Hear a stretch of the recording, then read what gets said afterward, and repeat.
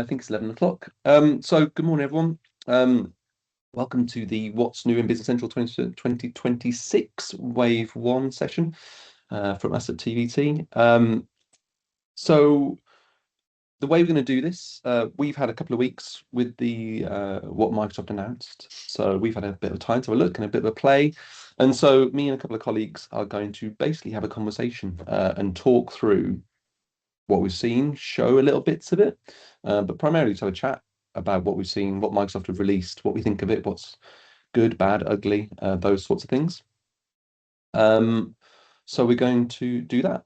So my name's Paul Cartwright. I'm CTO at TVT. So I get involved in all things technical that we deliver. And I've got with me a couple of colleagues who are going to be doing a presentation with me. Do you want to introduce yourselves? Oh, we'll go Ben, alphabetical go then, I first. guess. I'll go. Yeah, sorry. Hello, everybody. I'm Ben. I look after the consultancy team here. So I do the consultancy side. So less technical than Paul, hopefully a bit more or more on the end user focus side of things. Claudio. Yeah, hi, I'm Claudio Martel. I look after Bevica, our drinks vertical, but obviously interested in what BC does in general, as it obviously impacts everyone that uses the software. Wonderful. Right, so that's us. So yeah, as I said, we're going to do this as kind of a conversation. We've got an hour. We're planning to finish at 11 on the dot, perfectly timed. We're going to leave some time for questions at the end. But during the session, there is a Q&A button in Teams, so we'd love to get your questions in there. We're going to be going through a lot of topics, so it'd be really good if you've got questions, ping me to the Q&A, and we'll try and pick them up whilst we talk about the topic, or before we move on to the next one. Nikki will be chasing if we miss things. So yeah, please put your questions in the chat. We'll try and make this a bit more interactive than just us three droning on about our hopes and dreams. So I'll kick off. I've got the first little slot. So I think it's worth saying that just to introduce this, for those who aren't well versed in Business Central law, Microsoft do a release every 6 months, a wave release. This is basically the big update. So we are pending this new one. It went into preview in March, beginning of this month, and it will go hopefully live for people to start installing in production environments beginning of April. We don't quite know when. Microsoft kind of keep their cards close to their chest on that. So this is a 6 months worth of release. We did a session like this 6 months ago. If you go back and find that in our webinars, you'll be able to see what's going on there. So we're going to talk about all the new things in this release. That's the topic, not everything across the whole of Business Central. It's also worth noting, I'm conscious that we have probably quite a lot of people here that use the Bevica vertical solution that we have. We aren't focusing on Bevica at the moment. There'll be a separate session talking about what's new in Bevica, which will line up with this to a certain degree, but this is going to be very general Business Central stuff, so it's not going to be overly wine industry focused or drinks industry focused. So the first topic I wanted to talk about, because it's usually the big topic from a Microsoft perspective and from our perspective, is Copilot. So as I'm sure you've all heard and have been drilled into you, Microsoft have been investing a lot of money into Copilot. Well, I've got a hand up. Is that because you can't hear me or because there's a question? Cool. Okay. Right. So I thought I'd show you, or we'll talk about Ben and Claudia in particular. I don't think I've shown you guys this. So talk about some of the stuff they've done in Copilot. Hopefully you can see my screen. Yep. So Microsoft have invested a lot in this. It's been a thing for the last couple of years since ChatGPT burst onto the scenes, that Microsoft have been throwing a lot of cash, much like the rest of the tech business, into generative AI, into Copilot and AI and all these sorts of things.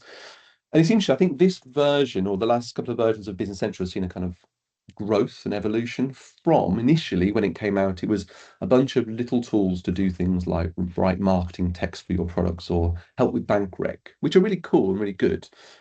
But as I keep saying to people, that's not why we're why we're melting polar ice caps. I think the big vision is agents, is this idea of AI that works, that basically uses your system on your behalf, or does end-to-end processes and works out how to get to achieve goals, essentially. If you think about little copilots being functions, bits of clever features that help you, agents are goal oriented. So instead of saying do this and this and this, you say, I want to achieve this goal, and you give it some guidance on how to do it, and then it works out how to achieve that on your behalf. So Microsoft have been investing in this a lot. There is 2 agents that they've released so far. The sales order agent, which is all about taking emails in and parsing those into sales orders and dealing with that customer conversation. And then the payables agent, which is all about taking in, again, PDFs from email and converting them into purchase invoices. Those are 2 agents they've released. The thing they've done in this version is improved certainly the payables agent. I haven't seen lots of changes to sales order, but payables has had some improvements. But they've also kind of grown the engine a little bit and taken on a lot of customer feedback and kind of improved the user experience. So they've done things like, if I click on this button, my payables agent, there's a really nice button here called Stop All Tasks, which is interesting that they've done that, because that essentially is the big red button on the escalator to say stop, there's something going wrong. So I'm guessing they saw some scenarios, what Microsoft did, where the agents were doing lots of things they didn't want, and they wanted one big red button. So it's quite nice. It's like a safety stop. You can press anything it's doing. If it's processing emails, working through creating invoices, you can hit stop all tasks on any agent you see, and it will just stop that agent dead. That's it. It'll stop it moving, which is really useful. They've also taken this task pane and made it a little bit collapsible and a little bit nicer and friendlier, with a view that this is something you can always have running in the side whilst you're going through your system and doing other tasks, to keep track of it, to monitor what's going on, which is quite nice. So you've got this idea of always seeing what your agents are doing in the business. Strange never did that for users. You can't see what the rest of your staff are doing. They've also done a thing where, and it's interesting, it's not in this release, or I haven't got it working, where it's quite common these days, or for the initial implementations, to have emails coming into the kind of agent's mailbox, but have a shared mailbox where people are working on it as well as agents. And then you never know which one the agent has picked up. So the thing they're talking about doing, and I haven't managed to get it working yet, is categorizing the email that the agent's working on. So if an agent's picked it up, he'll put a categorization on it, and then you'll be able to see that someone else has picked that up. Much like if you worked in a genuine shared mailbox with lots of humans, you'd be able to see what's going on and who's picked up which one, by people just categorizing it, saying John's got this one, Bill's got this, and Sue's got that. So I think it's quite a nice, once it appears, I said it's not in the system yet. Once that appears, it'd be a nice way to handle this shared mailbox. And I think it also kind of points to how Microsoft see this working, which is they see agents and humans living in harmony, working together. Agents are just digital humans. But the thing that really happened in agents, I think is really cool and exciting, is this thing of custom agents. So the first lot of agents were things that Microsoft built, the payables agent, the sales order agent, and they're kind of out of the box. They do what they do, but you can't really customize them. But what they've added now is this agent creation button. So I can go into here, I can click on create, and now I can create my own agent from scratch. They give you an example, but we're going to ignore that. If I click on create from scratch, I can have this one called, I don't know, shipper. And this one's job is to ship or send orders to the warehouse that are ready to go. So I can create my own Copilot agent. I can go through, give it a name, click on the next. I have to do a few little bits of setup. Because agents, think of them, these AI agents, as people, you have to give them a profile to work in that says what their home screen in Business Central is. So I'm going to say this person can be a sales order processor, and I give them permissions. Now I'm going to cheat and just give this one super. But much like a user, you say this is their role and these are the things they have access to. You shouldn't do this, by the way. I'm just doing it for the sake of a demo. You should give them proper permission scopes. But the clever bit is you then say, give it some instructions. So in natural language, in whatever language you speak, I speak English, hopefully, you can say, tell it what to do. So your job is to look through all the sales orders, check if we have the stock, and if so, send them to the warehouse. That is its goal. So I'm not saying, notice I'm not telling it how to do that. I'm just saying this is your job spec, essentially. This is what you should be achieving. Use the system to do this. Now you press OK, and basically that's it. I can now update this and run it. I won't do this one because I did one earlier. So I did this earlier, called send to warehouse, and you can see it's been doing these tasks. And I thought it was interesting. So I just want to show you how these work. So I can go back into the setup for this one. I can look at the instructions I wrote. See here, I wrote, look through all the sales orders. For each, check if all the lines on it have enough inventory available. If so, create the warehouse shipment for the order. And then you can run it. So I can run this task. You can run it and give it basically a kickoff instruction. You say, so I like ran this one before saying, do it for all ones in the white warehouse. And I just want to show you what it actually did. So if I go now into tasks, not that one. Where am I going? I'm looking at my, so this is all the stuff it did. And in the last task, it's, in fact, I can go that way. Let me actually come out to this screen and go into agent tasks. It's a better way to see it. I can go in and I can see, right, it actually ran a couple of times. If I look at the log entries, sorry, messing around, let's go to the taskbar.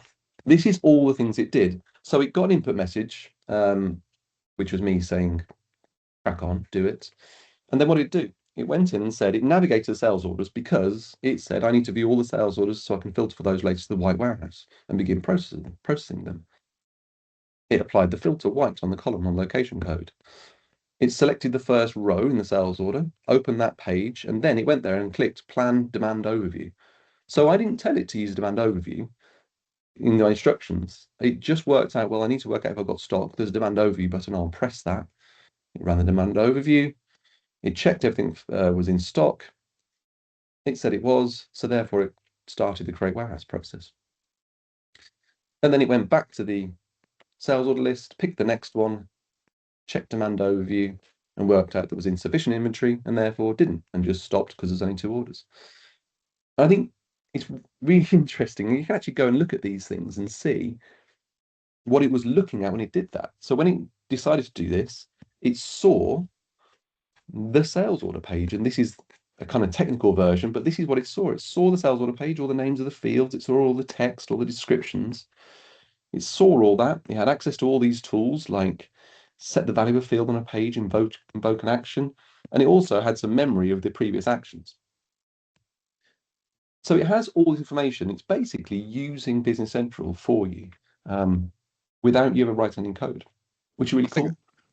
I think that's really good because actually I think the concern sometimes with AI is a black box, just chuck it in and magic or hallucinations are going to come out. And I think that's, it's actually clearly Microsoft have thought about this, and it's about, giving you some information, robustness, log entry, so actually you can check stuff. So I think it's like anything with the system, is building the trust. So Paul's developed the magic button that's going to ship all your orders, but it's a black box. At least with this, is the AI agents doing it, but you can understand what and why. And it's also, you can configure it to turn them on and off as well globally and things like that. Yeah, exactly. You can decide this one is going to work and just disable it. But yeah, I think that's exactly it. It's giving you all the detail of exactly what it did and its reasons. Because one of the things it did do actually, when I ran it first time, it opened demand overview and then tried to ship all the orders. And I realized it can't read. It wasn't reading the demand overview page properly, which is interesting. If you go and look at a demand overview page, it's not actually the most obvious screen in the world. If I go and look at it, it might be to. It gives you a kind of, it's going a bit slow on my system, gives you a little view, and it kind of makes sense, but it's not like, it doesn't just say we haven't got enough stock. It tells you this thing, and it wasn't reading it. It was thinking it had everything and therefore shipping it. So I had to give it a little instruction that there's, you notice in my instruction, there's a second line which says, this is how you read it, the demand over. You check the running total and check if it's positive or not. I thought it was interesting because I only knew that because it had logged what it tried to do. And interesting, I think it's strange how we don't do that to humans. How many times to humans do we say use the screen, but we don't tell them how? The last thing I wanted to mention on this before I hand over to someone else to talk about something else is there's another little feature in here which is really nice, which is because of this vision of agents working with people, you can actually see now, if you go to list views and turn on this create modified by, you get a little icons that say this one was created here. You can see it was created by me, I'm the administrator, and it was modified by center warehouse agent. So you can now see across not just sales orders, but everything in the system, purchase invoices, journals, anytime an agent's touched something, you'll see it in this little dialogue. So they Isn't are kind this of improving the UI a bit. isn't this the first time we've seen Microsoft add things to the product specifically for an agent? I think Yeah. there's functionality dotted around that is useful to us as human beings, but actually it's there so that the agent can do something with it. So that demand planner might be something they change slightly to make it easier for the agent to understand what you're asking it to do, and Yeah. help us as well if it's easier to see. Well, this is it. We were talking about it yesterday about whether it's an interesting way to test your system. Don't like, is your system usable? There's a new development you've done usable. Maybe give an agent a task to use it and see if it works it out. And if the agent can't work it out, why do we think a human can? But yeah, I think this little icon's really useful regardless of agents. It's just nice to see who's the last person that modified a record. Definitely, and I think the other good thing is it's the scope of the agent is fairly well defined. So I think there's this kind of, it's not just, big generative AI, chat GPT, just go and do something in Business Central without any context. It's focused, you're giving it proper instructions, it understands the system. To an extent, again, back to what you were saying about the demand overview, but it's not kind of like just chuck chat GPT at it, or if people have been following OpenClaw and all the potential horror stories around that, it isn't big world, Gen AI everything. It's very scoped and focused. So I think it becomes practical and usable as opposed to just sort of part of the AI megalith which is happening at the moment. Exactly, yeah. Before I hand over to someone else, it's worth noting that stuff at the moment, you can only do that in Sandbox. The idea is you use this tool to prototype your agent and then you hand it off to the developer to finish it, essentially. So if you looking at this thinking it's cool, you can't just go tomorrow in your production environment and start building agents. I guess we'll get there at some point, but at the moment it is Sandbox only. It's a way of prototyping before you hand it off to someone to convert it into code. But there you go. But that's the stuff that in agents. There's loads more in Copilot, but that's the big headline, I think, of what they've changed. Who's got something new to talk about? I want to talk about quality management, something close to my heart.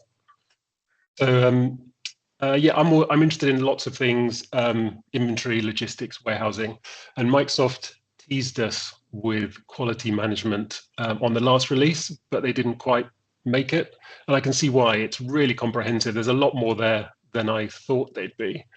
Effectively, quality management is a workflow with criteria, triggers, outcomes that you set up, and then as you do receipts, it says, "Oh, we've said someone needs to check this." Goes off, does some tests. They either pass or they fail, and then you carry on the process. I've got just a quick example of a simple test of just checking for packaging as it's coming into to the warehouse. So it all starts with quality tests. So you can see there are lots. You can define what you want to test, and these are individual tests that you might do on any particular type of receipt. I've just filtered down some examples. So you can put some text in. It can be a number that's got to be within a range. It could be a lookup that things either pass or fail. So you set up demo ones, Claudia. You didn't create all those, did you? No, I didn't spend that much time. No.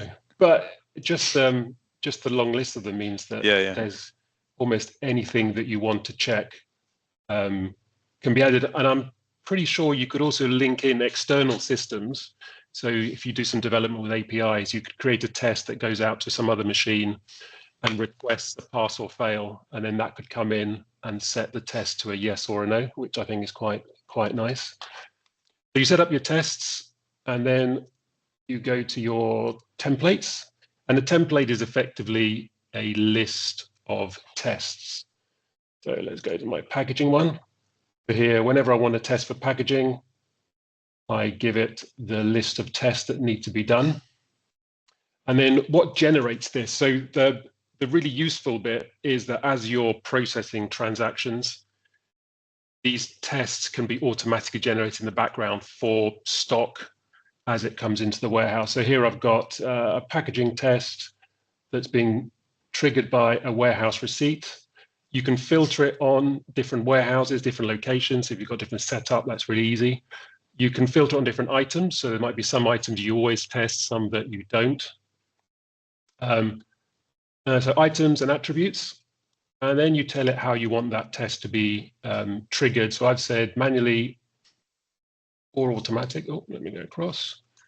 Manual automatic when a warehouse receipt is posted and there's a job queue in the background. So my scenario is I've receipted the stock using a warehouse receipt, and then as part of the put away, I'm asking someone to go and test the stock.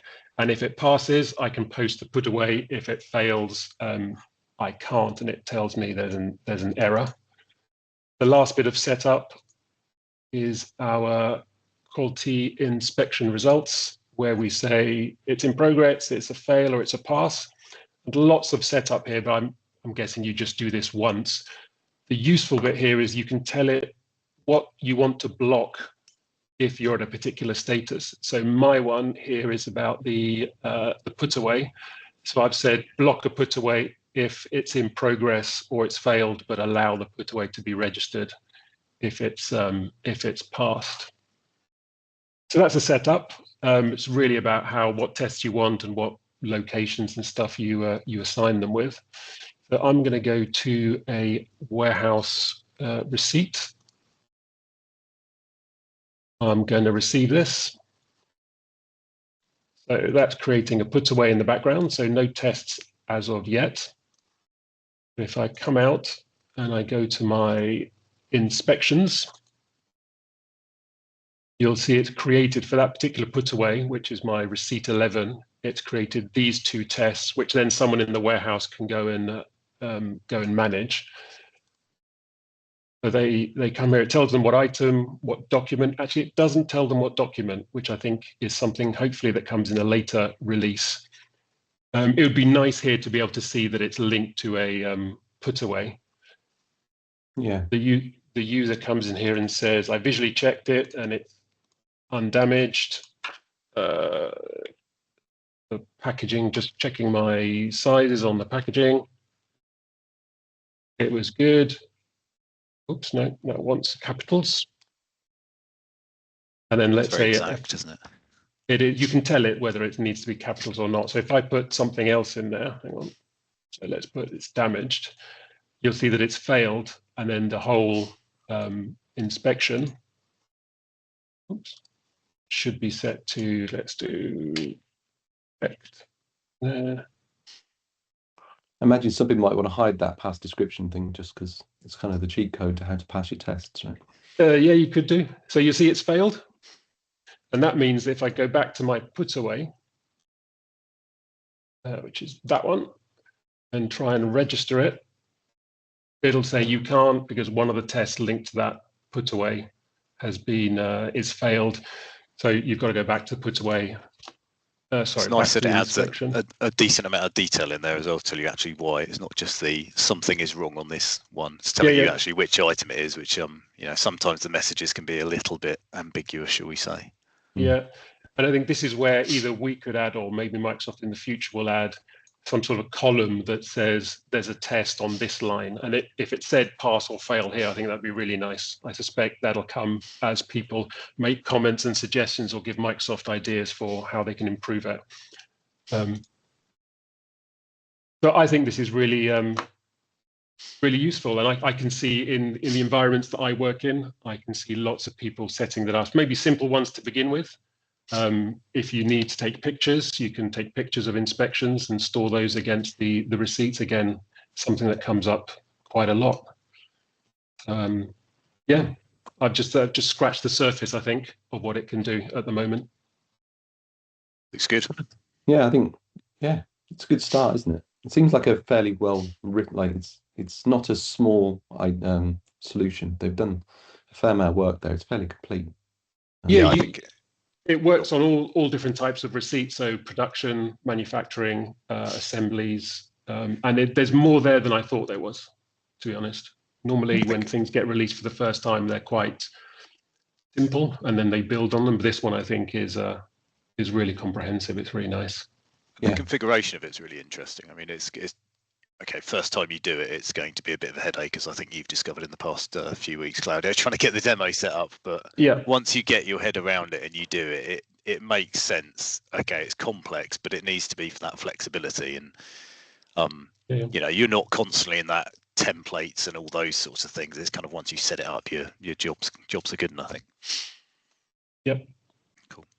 So if I can share now, I just want to flip over to drop shipment. Unless anybody else got anything else to say about quality management.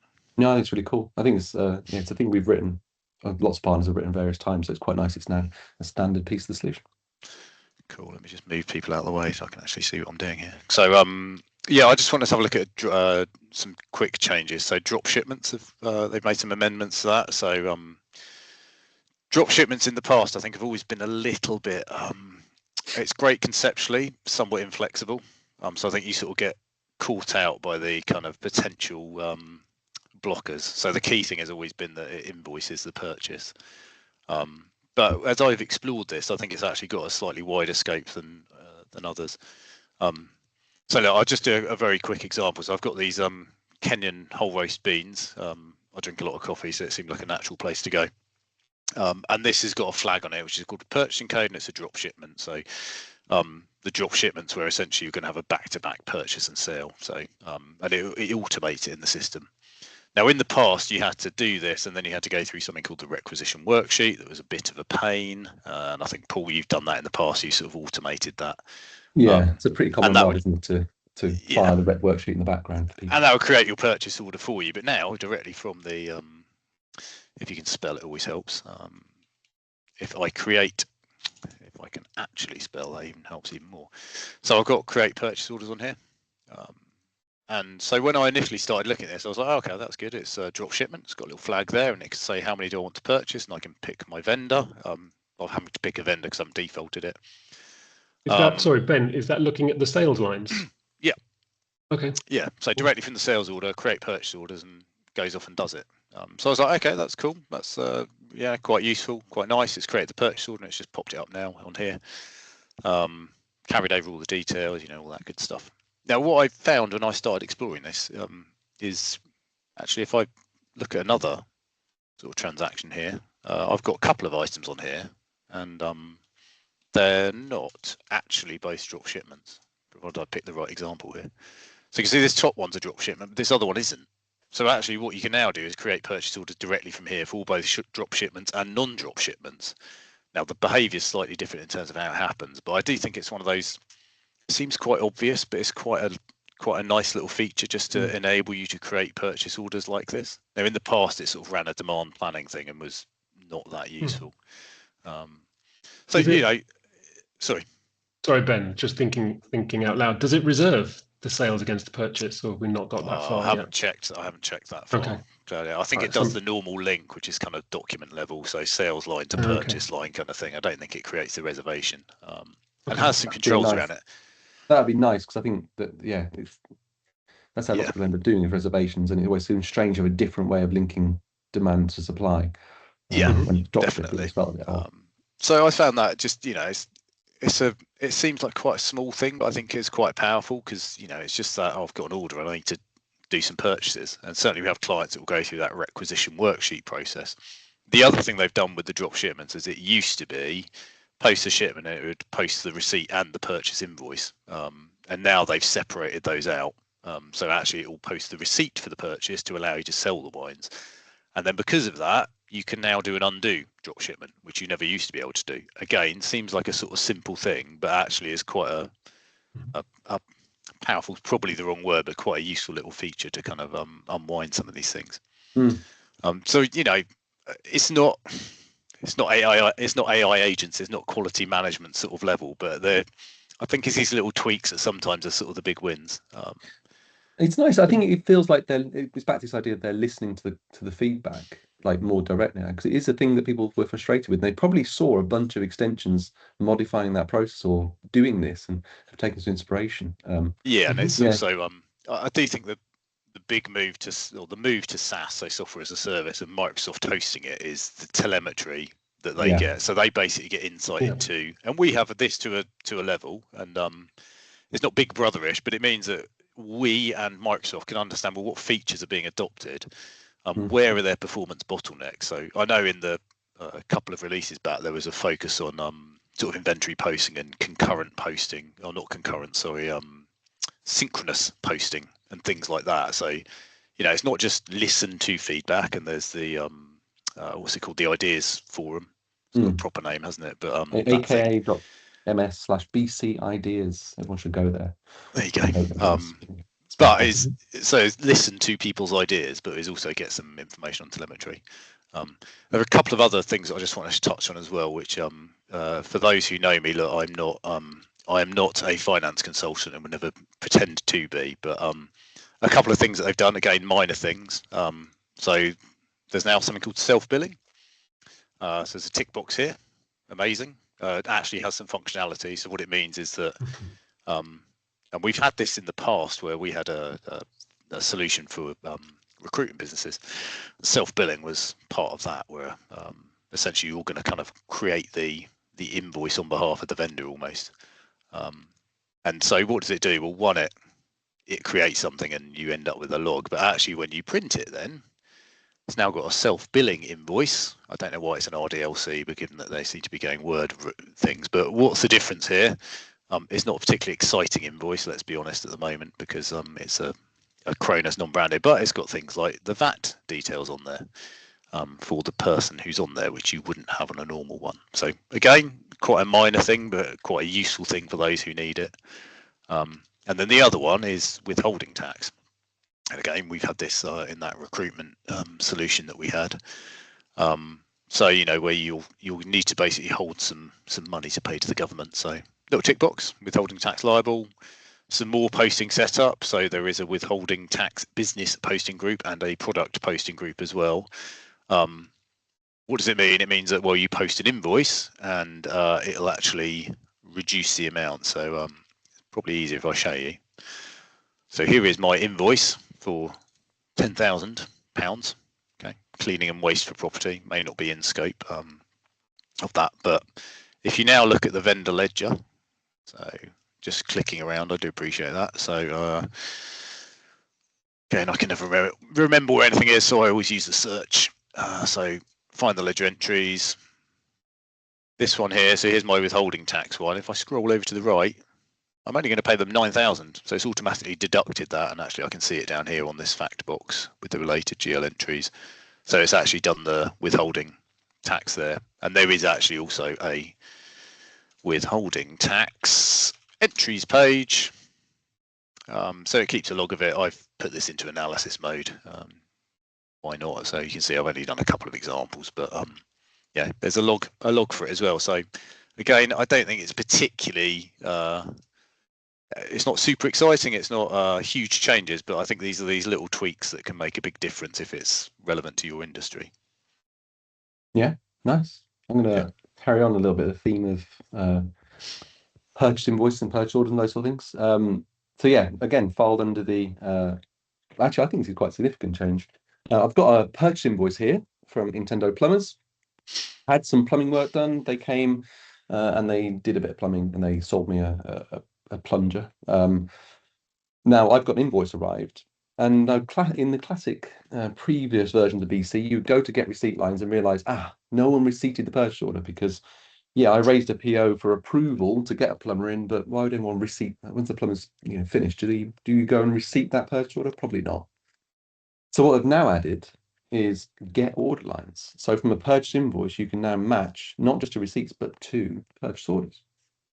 So I can see I've got two lines on my order, click on OK, and now I've got my two invoice lines pulled in with the details from the PO, and I can see they're matched to the order lines. So this is quite... Yeah. When I looked at that as well, it actually shows you receipted lines on there as well. So you end up with you can look at both on one page, which I think is good, because otherwise you end up with that sort of, I've got to go to two different places potentially. But yeah, you're right. Yeah, that is really nice. It saves you to pick around and yeah. The interesting thing with this is it's matched it. So now if I post it, you'd expect it's going to work, right? But it won't, because one, I've got the document number because I'm a fool. But if I try and post this, if I set this up correctly, it'll error because that first line must be matched to at least one receipt or shipment line. So they're not allowing you to match and then post without a receipt.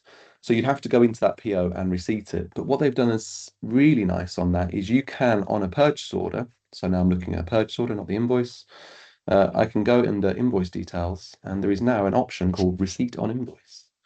If I turn that on the PO, now when I come back to the purchase invoice and post it again, if I've done this right, the first thing I'll do is going to post the receipt and then post the invoice. So you do get a posted purchase receipt and a matched invoice against it. I thought it was really cool. I think it's a thing that we've seen in other solutions quite a lot. The other thing, okay. Yeah, I think it's I can see where they're going with this. I think it's probably with our sort of and hopefully Claudio support me in this, our sort of drinks background, the idea of sort of receipting stock in order to purchase invoice it. Well, you might not have had the stock yet. So what we really wanted was kind of, I can do an invoice for the stock before it's even been receipted and accrue it all properly and stuff like that. Yeah. That would have been really nice. And I think that's what we thought it was originally. The answer to that is prepayments. Something slicker would be beautiful, but yeah, prepayments kind of answers that solution for the time being. It's worth. Well, there needs to be space for us, doesn't there, in the market for T-Vision to add Together Vision to add our value. So. Yeah, there are some restrictions on this. You can't do this for intercompany partial receipts, directed pick and put away. I think prepayments is another way you can't then use this automated process, that posting thing. I think that's probably a caveat with everything that we're showing is the devil's in the detail. Yeah, I'll tell you about. Yeah, we do get to try it out. Yeah. And I think, just finishing off, I think personally the reason they did this is nice for humans, but I think they've done it for the payables agent, because I ran one of these earlier. If I look at this one that was running, and look at this invoice, it's created a draft one that tabs that way, but notice it's matched it to order lines. So the payables agent is now using, I think, exactly the same function to go off from match to unreceipted POs as well as purchase receipts. So I think this is a lean into. I think this demand came from, they wanted agents to be able to do this, and therefore they built it, and now for humans to do it as well. Does this mean we're getting cleaner, nicer screens and functionality because of the agent, not because people need it? It's amazing. Well, yeah, the interesting, if you look at agents, is you can see how much it costs you. So every time they do a process, you can go and see how many credits it consumed, and each one of those represents, a penny. Add them up and it hits the bottom line, right? So now we can take process and see how much they're costing you, and therefore it's worth the value in optimizing the screens to make them simpler for the agent to do less work. But I think the interesting thing on that though is you can't, at the moment, there isn't a way to say it is going to cost me this to process a purchase invoice, because it's all this token-based stuff. So it's so you can get an idea, but it doesn't mean that I can say, oh, it's going to cost me 25p to process an invoice. It depends on the invoice that comes in and how much work the agents had to do. Yeah, you can. It does. The way you do that is like that center warehouse one. I can see how many credits that one consumed, and it does. And you can then go through and see the steps of what consumed credits. So you can. How many? Yeah. What's a Copilot credit in hard currency then, Paul? A penny, I think. Okay. So that costs 20 pence to run to do 2 sales orders. Okay. That's a source, and the payables agent takes around 50 pence, 60 credits to do a document with a bunch of lines. So yeah, it's not nothing. But this is that point of then we optimize the screens, and maybe it shouldn't look at demand overview. We should just put that value on the line so it doesn't open another screen and cost me another credit. All these things that we should have done for humans, but now it's because humans don't charge us per step. Yeah, it's a little bit annoying that it's done for computers but not for us. Yeah, but because you can you tell not at TVT we don't, but there are certain businesses, shall I say, where you would tell them to do it. That's me. Onwards and upwards. Yeah. Shopify is my next bit. So Shopify's been a part of what I've been working on a lot since it was released. It's fair to say it was released with small functionality, but it's been added to continually since then. I think it's a really good addition to the product. I haven't got anything to show. Just wanted to mention the new bits that are coming out with this release. So they can be grouped into 3 general sections. So one is currency. Then we've got some changes on variants and attributes. So it never crossed my mind that when you import a sales order from Shopify into BC, it comes in local currency. The change is that it now will come in the currency of the checkout in Shopify. So that never even crossed my mind. So it's quite interesting that that's a change. So that must have come from people wanting to see, obviously, the real values in currency. So that's nice, seeing as BC is obviously multi-currency. Then the other changes are really about how items are synchronized between the two systems. The biggest one, I think, of the two is that you can now create items in Shopify with a bit more control than you used to be able to. So in the past, you'd basically set, I think, 2 parameters on the Shopify item of how you wanted the variant to be created in Shopify. And it was really just kind of item, variant, and description. Now you can use variants in BC to create variants in Shopify. It's a bit complicated to get your head around. But it does mean that you can have a bit more control, whereas in the past, maybe someone then needed to go into Shopify and create or amend how that product was being managed in Shopify. Then the other change they've made is in Shopify, they've got something called custom product collections, or sometimes they're called manual collections, where a human being goes in and says, these products, I'm grouping them together for a particular reason, and that's normally filtering or reporting. Those can be brought into BC as attributes, so that you can do the same reporting. I don't think they do anything else in BC other than just create attributes. But interesting, nevertheless, that then you can kind of synchronize how you might report or think about products on both sides. Shopify has something called smart collections, which is where Shopify dynamically groups products into collections. That isn't covered by this. So it's just the manual custom collections that are synchronized from Shopify into BC. And just the last thing, it's worth mentioning that the release schedule for Shopify, for the Shopify extension, is slightly different to the BC, to the kind of the normal wave way that BC gets updated, because Shopify create new APIs every 3 months, and they support them for 12 months. So that means that the BC developers have to be quite fleet of foot to keep up to date with all the changes that Shopify are creating. So they will be releasing Shopify connector more often, and we really need to make sure that we're up to date with the latest Shopify connector. Otherwise, you might end up with the APIs from Shopify not working with your BC. And seeing as this is kind of online sales, that's not a situation we really want to be in. Yeah.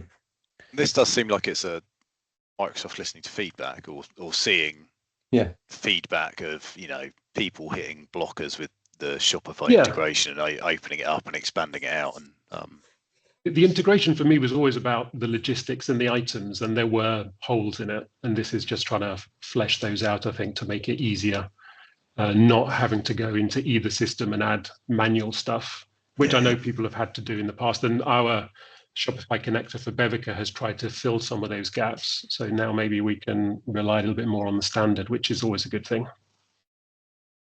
Yeah. I mean, the connector was something I think they bought Microsoft, they acquired, and have been developing it since, but they are focused on it. I've been to a session with Microsoft and they've been asking for what we should improve in this. So it is a thing they're really investing in.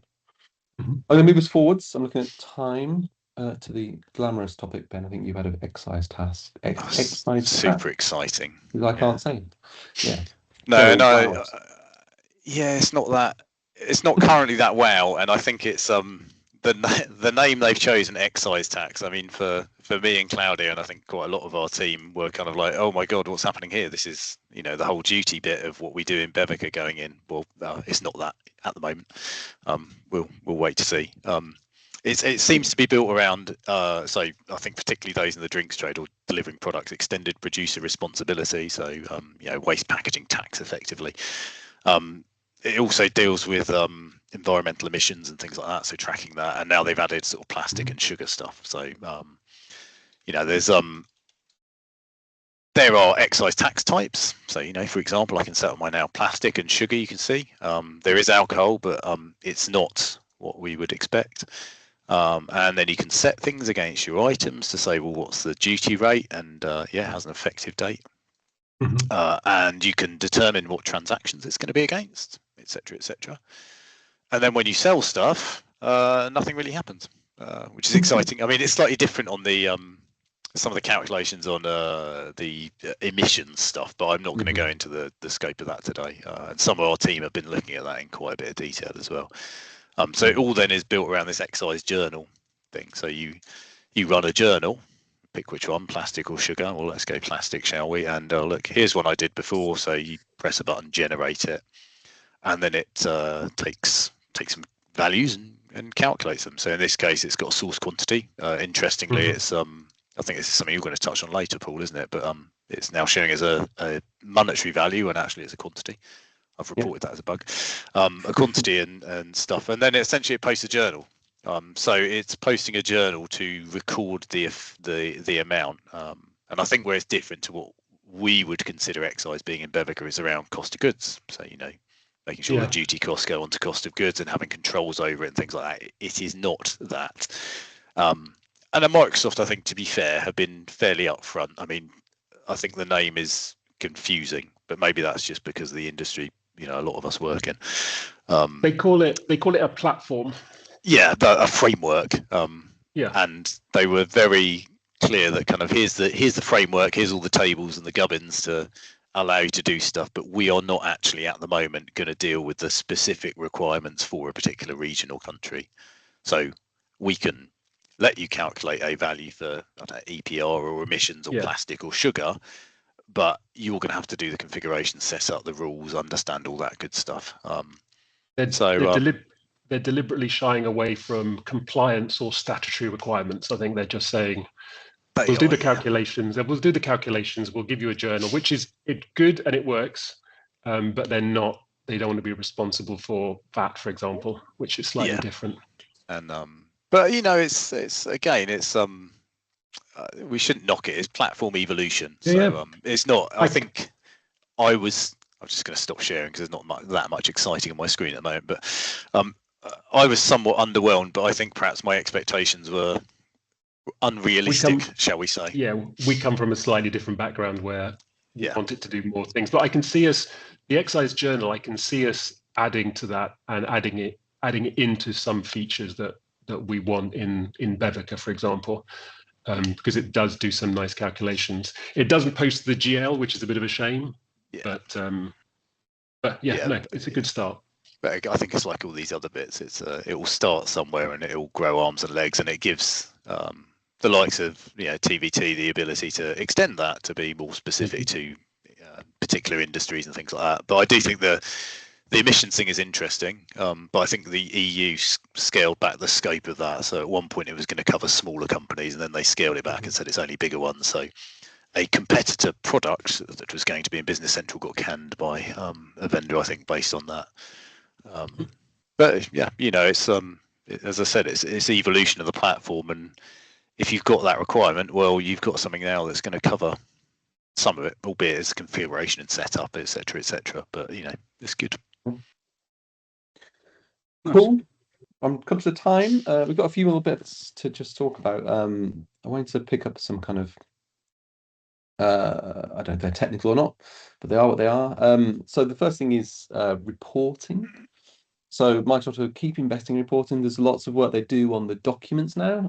So they're converting all the trying to convert all the documents that are literal documents, so invoices and statements and those things, to Word templates. So we are seeing the evolution of RDLC, as you mentioned earlier, those technical documents being end of life by Microsoft. So they're going towards Word template engine being their main output for kind of documents, printed documents, and looking at Excel as the standard output for data documents, inventory valuation reports, those sort of things. more and more, there's a bunch of different reports they're now kind of switching over the default layout to an Excel layout. There's details of which ones they are. We'll share the link with you guys, but you'll see gradually your reports are going to end up output into Excel. You can still print them as PDF, but they are not technical reports now. You have to have a developer to change. They are Excel layouts, which in theory anyone that can use Excel can change. The other thing they've done, they keep investing in this. They rebranded a few years ago account schedules to financial reports. And I think they've clearly decided this is the thing they're really going to push. And they've made a few more tweaks in this release, which I think are really nice. So this is just account schedules that you should know and love if you haven't played with it already. It's been around for a while. But the thing they've added, which I think is really nice, is actually under definitions. Two things. Now you can schedule these reports to send on a periodic basis. So you can have your income statement or whatever it may be, your balance sheet, your revenue reports. You can schedule them to automatically email and or send into the report inbox on people's role center on a regular basis. So this one I've set up is running once a week to the management team. I can set up as many different recipients as I want in here, and I can decide if I want to send an email or not. And basically that takes that report, PDFs it, and I get an email with information in it. It says you're registered to receive this report. Here it is. And this is my income statement produced automatically from the system and sent to my email account. The other thing that's nice on this they've done is you'll notice I've got the income statement, but then I've got a version of it for large customers, a version for medium customers, and a version for small customers. So they've added this. Yeah. Oh, Ben, I heard Ben. Sorry, I just said that's cool. It is cool, isn't it? So what they've done is this thing called a dimension perspective, which is very grandiose name. Basically, you can set up and say, I want to run this report, but when I export it, give me a perspective of it with these dimension filters. And you can obviously set up your dimensions. Oh, wow. So I've just said, give me 3 different perspectives. I could have said large is large plus medium, and then I'd get one that is called large customers, but it actually includes all those dimensions. That's what a reporting product beginning with J had a functionality like that, didn't it, in Excel? So it's and especially if you can now output to Excel, it does, Can it email Excel yet? It's a good question. I've not tried. I'm assuming so because I've said export to a PDF. If I turn that to Excel. Oh, it's got Excel template code, doesn't it? Yeah, cool. I think that's the killer is actually, or not the, but actually having a PDF is, hopefully there's not too many accountants and finance people, but I think finance people prefer Excel quite often because you can do nice stuff with it. Exactly. You can change the numbers and make them look good. Yeah. So I'm just looking at the clock. There's a bunch of other like technical stuff we were going to talk about. I'm not really going to spend much time on this. But we were going to talk, I wanted to talk about things like how they're giving you a really nice new way of looking at permissions. So you can look at it by, look at this object, like the GL entries table, what users have permission to that and why, and it breaks down all the groups and things they're in, which is really nice. They've added a whole bunch of functionality around managing the indexes in the database and saving you money in performance, money from storage, but speeding up your database by getting rid of old indexes you're not using, which I'd say use with care. And there's a bunch of development stuff that this isn't really the right session to talk about, but at some point we'll do a geek session where we talk about all the cool things they do in development and VS Code for making writing AL applications in BC much easier and quicker and more efficient. But I'm not going to talk about those now. Claudio, I think you had a couple of approvals or something on your list. Do you want to talk about? Yeah, 3 little snippets for me to finish on. So there's item approvals, item journal approvals. So the same way you can do approvals on purchase and sales, they've added item journals, requisition journals, risk classifications, stock take, production, and so on. Basically, it works the same way as purchase and sales with a workflow. It's batch based, so you approve or you ask for approval on a batch. It goes to the approver, they say yes or no, and then you can post that batch or not post that batch. You can then, something slightly different on sales shipments and return receipts. There's now a new button where you can email documents out like you can with sales and purchases. Small little thing, but I'm sure it'll be useful to some people. And then last one on my list is a small but perfectly formed new feature where in the past you had your allow from and your allow to, which were discrete dates that you had to go and change at the end of every month. But now you can turn those into date formulas. which means that you don't have to go in and change them every month. They'll just look after themselves. So if you populate it with a date formula, it blanks out the discrete dates, and now that'll just look after itself. So finance people can tick one thing off the list of their month-end routine. I think there's a couple of other bits on there which people sometimes miss. There's that posting preview type, isn't there? Since I can see it at the bottom. Yeah, this is the thing that was introduced years ago, but is hidden. Yeah. So it just changes how it gives you the GL entries basically directly, doesn't it, when you preview it? Yeah, it gives you, when you preview post, it gives you a nice hierarchy kind of view of where all the entries went, and it's just much better than standard. I don't know why it's not turned on by default. I think everyone should just have that set to extended, because there's no cost to anyone, and it gives you much more information. It's much nicer. No. The other one that's on this page just is you might have noticed, keen-eyed people have noticed, I think Ben mentioned it, that now we're seeing currency symbols by currency values. That's actually a setting, again, a fairly hidden setting. I'm going to get you to scroll down rather than nicking your screen, Claudio. That's fine. It's under currency, under show more, because why would they put this more visible? And then show currency. You've got FYC symbol only. You can set it up to both the local currency and the foreign currency one. And then you'll see whenever you're in a value field, it shows the currency symbol now, which is just a nice thing. It's really nice. It means you can hide the currency column, so you've got a bit more real estate on screens. Yeah, I think really cool. We've always had had it with clients who have moved from other systems where actually not having a symbol for or not having blank for pound sterling, assuming you're in the UK. People sometimes find that quite unusual. So just having that extra validation step, I think, just helps with that adoption of a new system. Cool. I think looking at the clock, we're kind of running out of time. So I'm just going to close up a little bit with where we got to. So was that it? Yeah, I realize we've kind of rattled on through some stuff there. No, that wasn't it. We tried to cover 34 features. I'm looking at our list and we didn't hit that many. There are, in this release, 59 features Microsoft announced. These are the ones we didn't cover in the plan, but probably also ones we didn't cover because we didn't cover. But don't take a screenshot of that. Go to this address or just search for what's new in BC28, and Microsoft have published a really nice page of all the things they are releasing in this new release, in this new version. Or just speak to us, come and talk to us. We'll love to talk you through the things. We're looking at them, playing with them, getting our hands on. I think when we were talking about this yesterday, it seems we're looking at these obviously from a practical perspective, but also slightly theoretical, right? It's only when you guys look at these and how they impact your business, that's when we'll see the real effect of them. Well, just on releases and new features, there's a question around if anything's been deprecated or taken out. The only thing I saw officially, I did have a deck of this, they've deprecated some reports, estimated competition value, competition quantity, and items with negative inventory.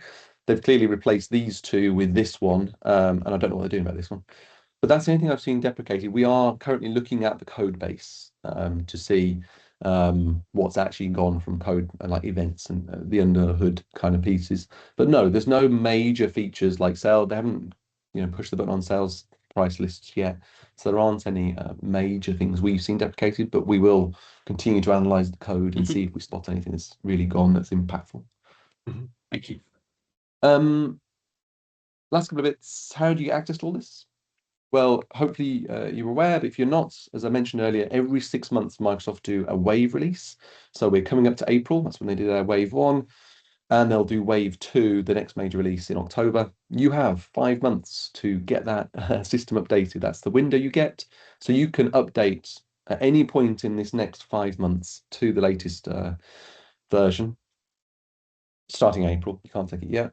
But you need to do it in that 5 months. After that 5 months, you're living at the grace of Microsoft, and at some point they will just nudge you over into the next version, and there'll be the consequences. So you have 5 months to do it. We would recommend, if you eat your 5-month window here, that wave 2 doesn't move back 5 months. You've still got that wave 2 coming. So it is 2 updates a year. In line with that, Microsoft do minor updates that happen in the background. Other thing, inside BC, you'll see there's a feature management page. In here, they list a bunch of the features that they have released or are planning to release that you can turn on if you want to and play with. So you can take these, choose when you want to enable the features. For example, the new sales pricing experience is one of these. You can turn it on in a sandbox, have a play with it, and decide when you want to enable it in your production environment. So you can control these things. So those are the tools you've got to get all this stuff into your system. You can create a sandbox, play all the stuff. These are public previews, so you have access to it as much as we do at the moment. Have a play, see what you think, talk to us, and go from there. I put a thing for questions. I realise we're over time. There were some questions in the chat. I hope we've answered most of them. If not, we will be going through and answering those things. But if you've got any questions, ping us, chat to us, call us. Send us a letter in the post if you'd like. Yeah, we'd love to talk about this stuff, as you can probably tell.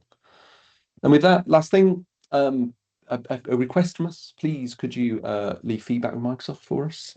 So, yeah, Microsoft, if you go there and click on this link or scan the QR code and give some feedback, it helps Microsoft understand that we're doing the right thing, gives us some feedback that we're doing the right thing, and also gives us a bit of additional support and a bit of funding to do more of this stuff, because we really want to do more of these webinars. We've got a lot planned over the next 12 months. And with that, I think 3 minutes over, we're drawing it to a close. So thank you. I'm sure Claudia and Ben, you have your thanks. Thank you. That's good. Thank you very much. It's good to see so many people virtually joining as well. Yeah. Any feedback on these sessions, things you want to, like, we did right, wrong, send it in. We're looking to keep doing these things. I think it's fair to say we're just about to publish a full list for the rest of the year of the webinars. I think some 30, 40 to keep you updated on various topics. Yeah. Cool. All right. Excellent. With that, thank you for your time, and have a lovely rest of your day. Cheers, everyone. Thanks. Bye.